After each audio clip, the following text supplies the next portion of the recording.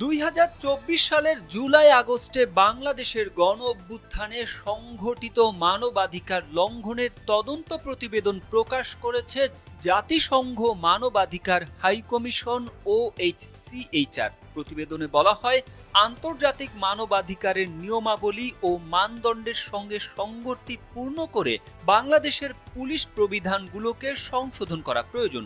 অবিলম্বে জনশৃঙ্খলা ব্যবস্থাপনার কৌশল হিসেবে শটগানের জন্য ধাতব শট, গোলাবারুদ দিয়ে পুলিশ এবং অন্যান্য নিরাপত্তা বাহিনীকে সজ্জিত করার চর্চা বন্ধ করার আহ্বান করা হয়। বুধবার জাতিসংঘের ফ্যাক্ট ফাইন্ডিং মিশনের প্রকাশিত প্রতিবেদনে বলা হয়, র্যাপিড অ্যাকশন ব্যাটালিয়ন র্যাবকে বিলুপ্ত করুন এবং গুরুতর লঙ্ঘনের সঙ্গে জড়িত নন এমন কর্মীদের নিজ নিজ ইউনিটে ফিরিয়ে দিন।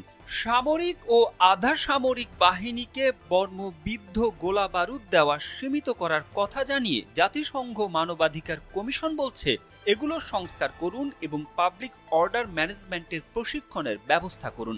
সেখানে কিভাবে কম প্রাণঘাতী কৌশল ও সরঞ্জাম ব্যবহার করে বিক্ষুব্ধ জনগণকে শান্ত করা এবং যোগাযোগমূলক পদ্ধতির উপর জোর দেওয়া যা শান্তিপূর্ণ সমাবেশকে সহজ করে এবং যেখানে প্রয়োজন কম প্রাণঘাতী কৌশল, অস্ত্র ও গোলাবারুদ ব্যবহার করা। বিশ্ব সংস্থাটি বলছে, স্বাধীন পুলিশ কমিশন গঠনের মাধ্যমে পুলিশ ওভারসাইট ইউনিটকে প্রতিস্থাপন করুন, যা স্বরাষ্ট্র বা বাংলাদেশের পুলিশের চেইন অফ কমান্ডের বাইরে থাকবে। এটি সুশীল সমাজ সহ স্বাধীন সদস্যদের নিয়ে গঠিত হওয়া উচিত এবং একটি পাবলিক অভিযোগ নিরসন সংস্থা হিসেবে কাজ করার জন্য বিশেষায়িত কর্মী ক্ষমতা ও আইনি ক্ষমতা থাকতে হবে।